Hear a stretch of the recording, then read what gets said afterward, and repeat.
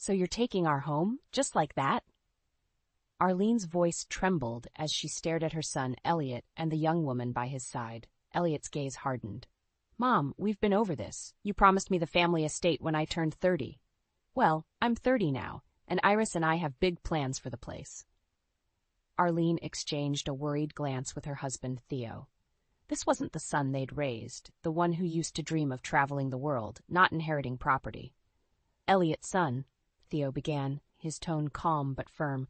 We never made that promise. The estate has been in your mother's family for generations. Iris, Elliot's girlfriend, stepped forward. Her eyes narrowed. With all due respect, Mr. Wilkins, Elliot has told me of this supposed promise, and we intend to follow through on it.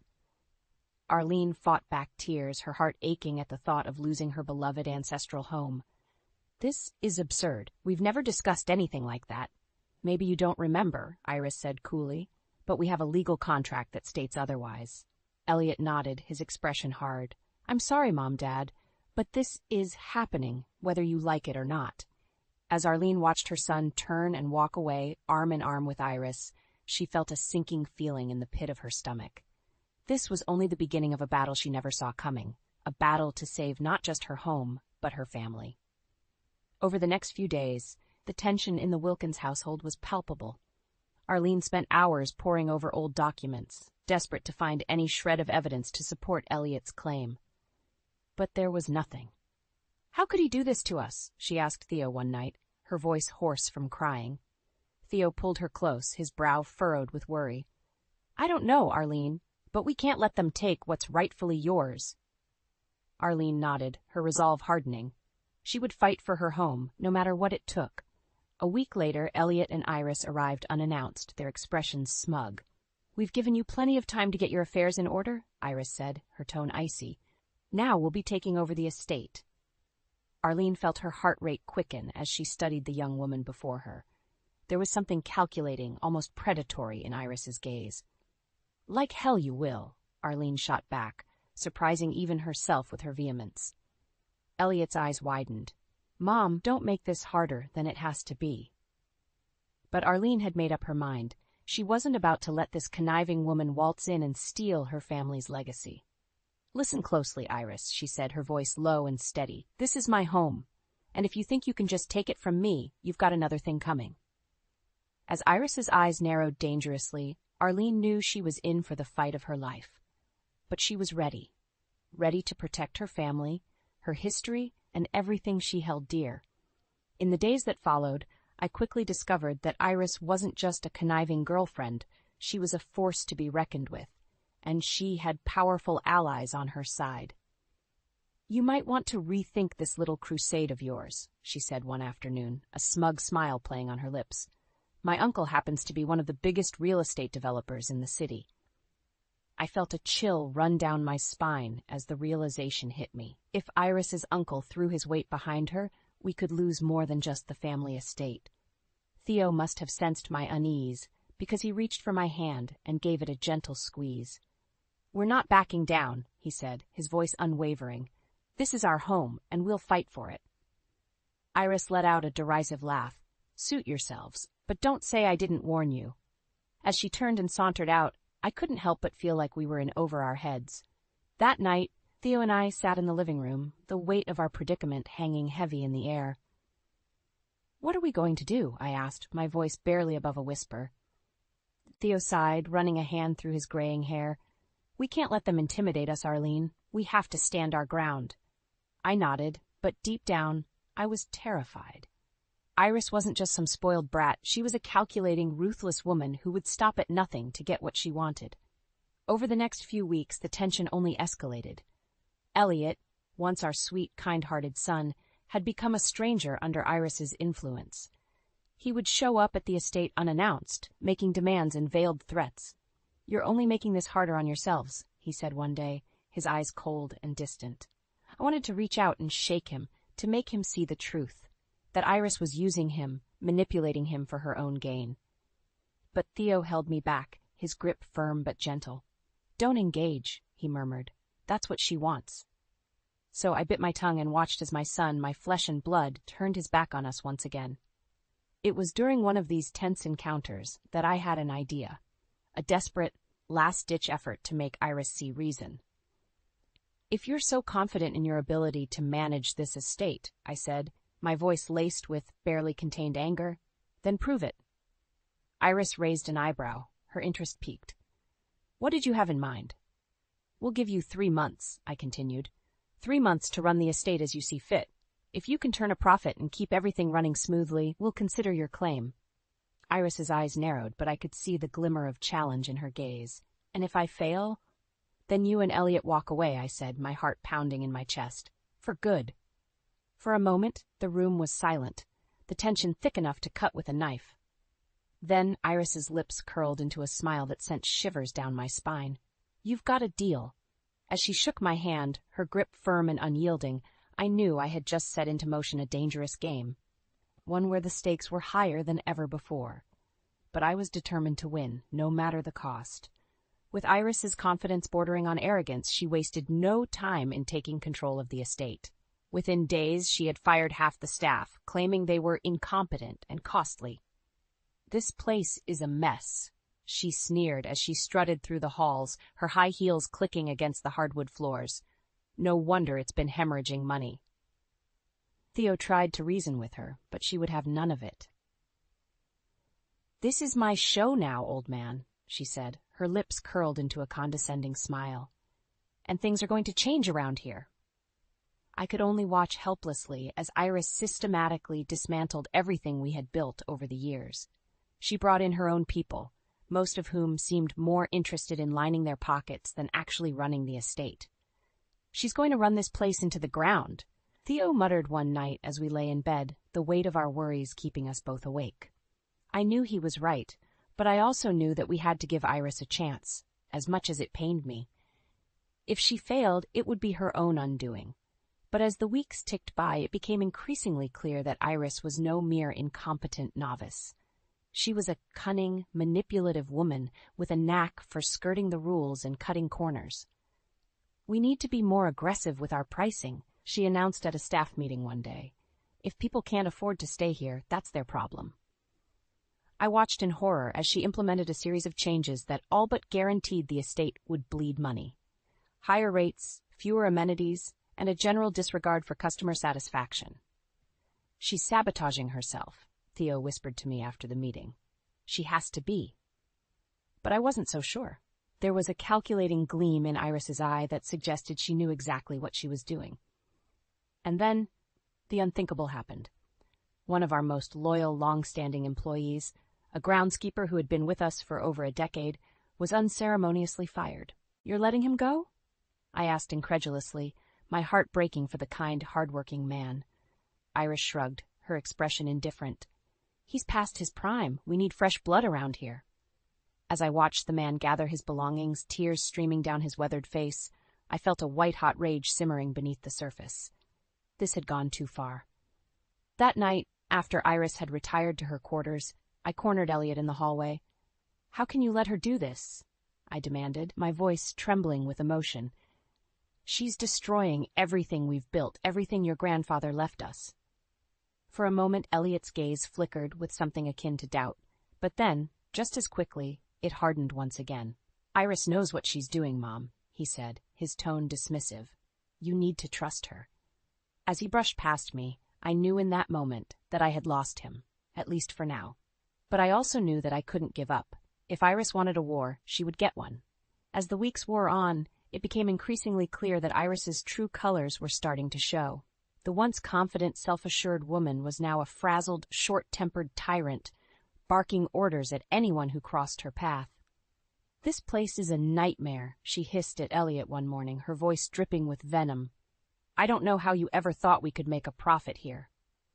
Elliot, to his credit, seemed taken aback by her outburst. "Iris, calm down. We just need to stay the course." But Iris was having none of it. With a dismissive wave of her hand, she stalked off, leaving Elliot standing there, a bewildered expression on his face. I couldn't help but feel a twinge of satisfaction at the sight. Perhaps now, my son would finally see the truth about his so-called girlfriend. But my satisfaction was short-lived. Over the next few days, Iris's erratic behavior only escalated. She was constantly firing staff, changing policies on a whim, and making rash decisions that only served to drive the estate further into the red. "This is madness," Theo said one night, his brow furrowed with worry. "She's going to bankrupt us at this rate." I nodded grimly, knowing that he was right. But there was a part of me that couldn't help but wonder if Iris's actions were all part of some larger scheme. My suspicions were confirmed a few days later when one of the staff members, a young woman named Sarah, approached me with a disturbing revelation. "Mrs. Wilkins," she said, her voice hushed and her eyes darting around nervously, "I think you should take a look at these." In her trembling hands she held a stack of documents, contracts, invoices, and receipts, all bearing Iris's signature.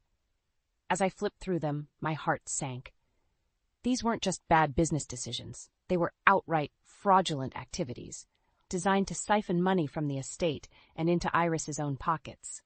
"How did you get these?" I asked, my voice barely above a whisper. Sarah swallowed hard.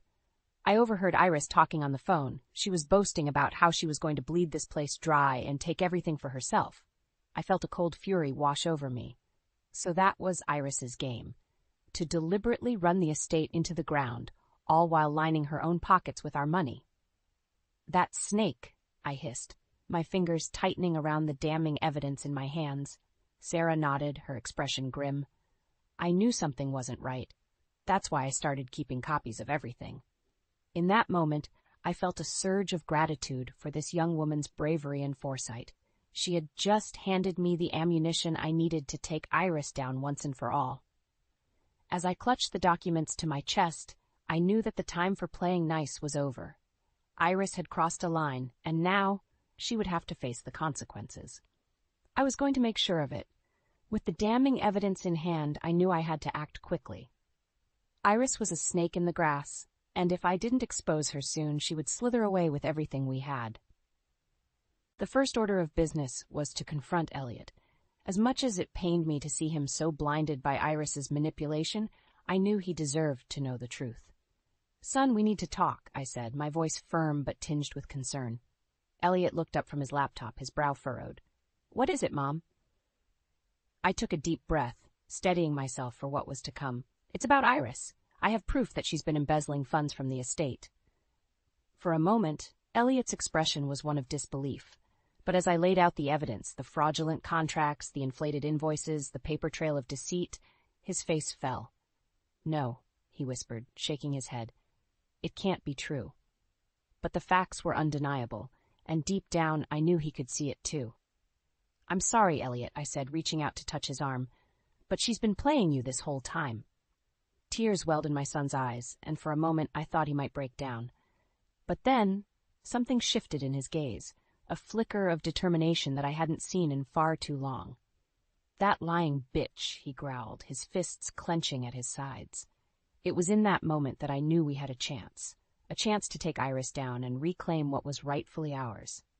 But just as we were plotting our next move, a familiar figure stormed into the room, his eyes blazing with fury. It was the groundskeeper Iris had so callously fired, the one who had dedicated years of his life to maintaining our beloved estate. "You need to see this," he said, thrusting a manila envelope into my hands. Inside were pictures, damning photographs of Iris meeting with shady-looking individuals, exchanging what appeared to be stacks of cash. "I took these a few days ago," the groundskeeper explained, his voice trembling with rage. "That woman is up to no good, and I aim to prove it." I felt a surge of gratitude towards this loyal man who had risked everything to expose Iris's misdeeds. "Thank you," I said, squeezing his hand. "This is exactly what we need." As the groundskeeper nodded and turned to leave, I knew that the tipping point had been reached. Iris's web of lies and deceit was unraveling, and soon she would have nowhere left to hide. Turning to Elliot, I saw a fire burning in his eyes, a determination to right the wrongs that had been committed against our family. "It's time," he said, his voice steely with resolve. "Time to take back what's ours." And in that moment, I knew that we were finally on the path to victory. A victory that had been hard-fought and long overdue. Iris's reign of terror was about to come crashing down around her, and we would be there to watch it all unfold. With the evidence mounting against Iris, I knew it was time to confront her once and for all. I gathered Theo, Elliot and the loyal staff members who had risked everything to expose her misdeeds. "Are you sure about this, Arlene?" Theo asked, his brow furrowed with concern. I nodded, my resolve unwavering. "It's the only way. We have to bring her down before she destroys us all." Elliot placed a reassuring hand on my shoulder. "I'm with you, Mom. Let's end this once and for all." Taking a deep breath, I steeled myself and marched towards Iris's office, the others trailing close behind. As we approached the door, I could hear her voice, shrill and demanding, as she barked orders at some unseen lackey. Without hesitation, I threw open the door, the damning evidence clutched tightly in my hands. "Enough, Iris," I said, my voice ringing with authority. "The game is over." Iris's head snapped up, her eyes narrowing as she took in the sight of our little posse. "What is the meaning of this?" she spat, her lip curling in disdain. I held up the stack of documents, letting them speak for themselves. "We know what you've been up to, Iris. The embezzlement, the fraudulent deals, it all stops now." For a moment, Iris's expression faltered, a flicker of uncertainty crossing her features. But then, just as quickly, she regained her composure, her mask of arrogance slipping back into place. "You have no proof," she sneered, her eyes darting from one of us to the next. "Just a bunch of baseless accusations." It was then that Elliot stepped forward, his face a mask of steely determination. "That's where you're wrong, Iris," he said, his voice laced with barely contained fury. "We have all the proof we need." He gestured to the groundskeeper, who stepped forward with the envelope of damning photographs. "Care to explain these?" Iris's eyes widened as she took in the incriminating images, her carefully constructed facade crumbling before our very eyes. "You bitch," she hissed, her mask of civility finally shattering. "You think you can take me down? You have no idea who you're dealing with." But even as the words left her lips, I could see the fear flickering in her eyes. She knew she was cornered, her web of lies finally catching up to her. "It's over, Iris," I said, my voice heavy with finality. "You've lost." Iris opened her mouth to respond, but the words never came. Instead, she simply stared at us, her eyes burning with a potent mix of hatred and defeat. It was in that moment that I knew we had won. Not just the battle for our home, but the war against Iris's deceit and betrayal. As we filed out of her office, leaving her to stew in her own failure, I couldn't help but feel a sense of relief wash over me. The nightmare was finally coming to an end.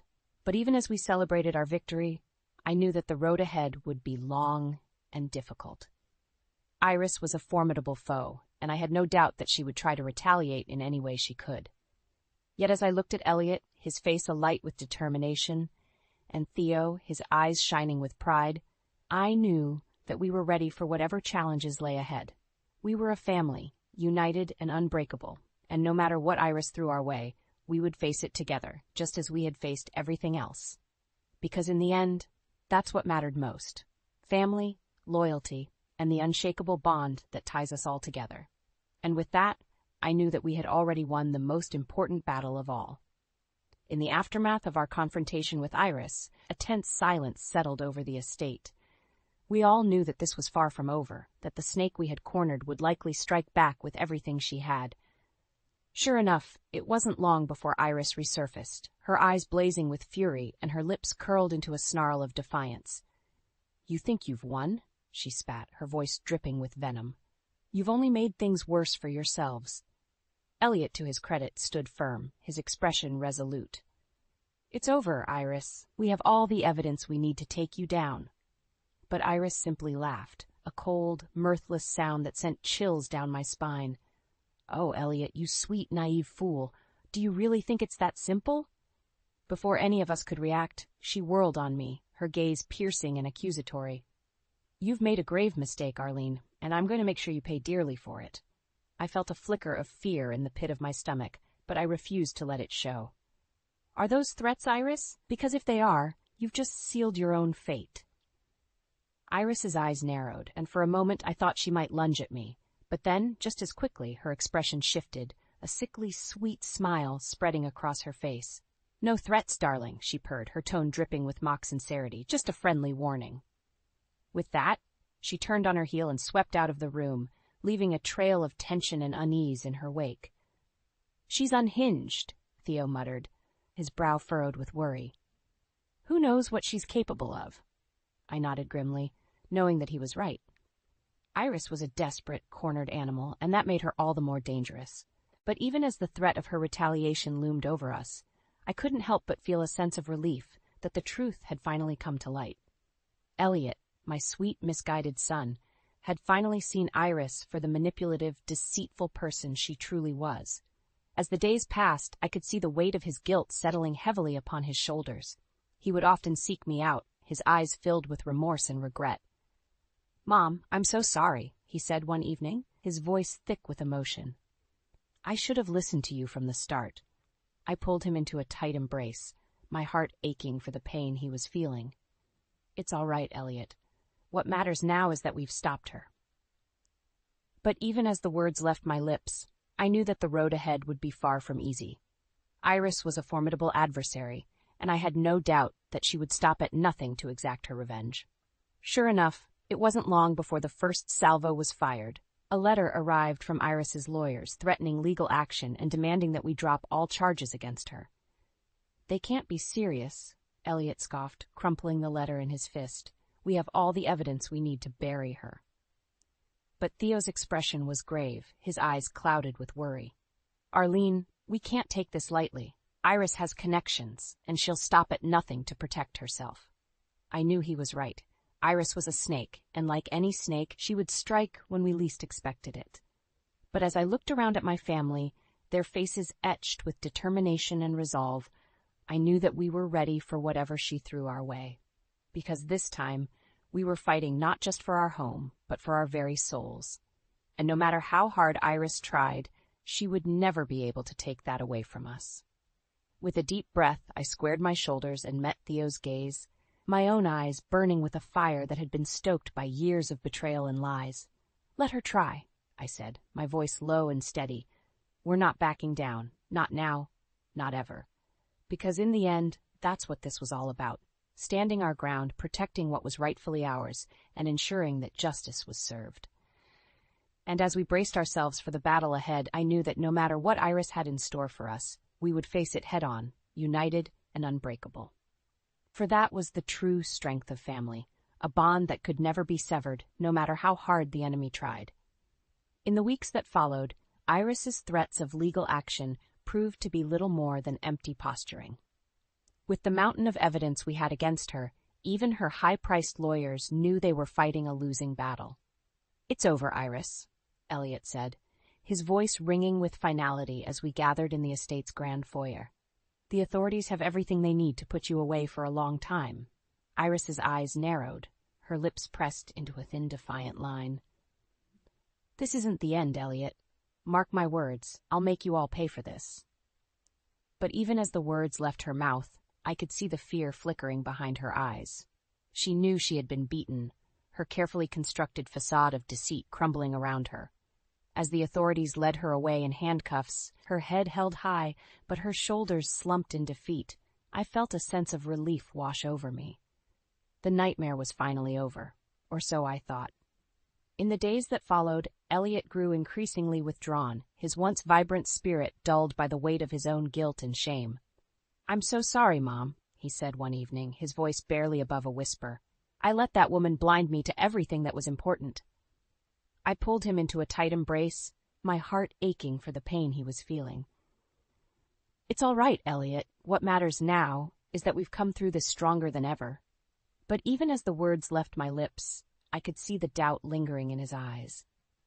He was a man haunted by his own mistakes, struggling to find his way back to the path he had so carelessly strayed from. It was in those moments that I realized the true cost of Iris's betrayal. She had nearly torn our family apart, her poisonous influence seeping into the very fabric of our lives and leaving a trail of pain and mistrust in its wake. But even as the wounds she had inflicted still stung, I knew that we had a choice: to let her actions define us, or to rise above them and reclaim the bond that had sustained us for so long. And so we chose the latter. With each passing day, we worked to rebuild the trust that had been shattered, to mend the rifts that Iris had so callously created. It wasn't easy, but slowly, surely, we began to heal. Elliot, bless his heart, was the driving force behind our reconciliation. He threw himself into the task of restoring the estate to its former glory, working tirelessly to undo the damage that Iris had wrought. "This is my penance," he would say, his brow glistening with sweat as he toiled away in the gardens or tended to the repairs that had been so long neglected. And as I watched him pour his heart and soul into the task, I couldn't help but feel a swell of pride. This was the son I had raised, the one whose loyalty and determination had been momentarily clouded but never truly lost. As the months passed, the estate slowly but surely began to regain its former luster, a testament to the resilience of our family and the unbreakable bond that had seen us through even the darkest of times. And on the day that we finally moved back into our ancestral home, a weight seemed to lift from our shoulders, a weight that had been born of Iris's deceit and the turmoil she had brought into our lives. "We made it," Theo said, his eyes shining with pride as he surveyed the restored grandeur of the estate. I nodded, feeling a sense of peace wash over me. We did, and we'll never let anyone tear us apart again. As we gathered together, a family once more united and whole, I couldn't help but reflect on the journey we had taken, a journey that had tested us in ways we never could have imagined, but one that had ultimately strengthened the bonds that truly mattered. And as the sun set over our beloved home, casting a warm golden glow over the grounds, I knew that we had emerged from the darkness stronger, wiser, and more resolute than ever before. For in the end, that was the true lesson we had learned, that family was not just a bond of blood, but a sacred trust that could weather even the fiercest of storms. And with that knowledge firmly in our hearts, we stepped forward into a future that was brighter and more promising than ever before.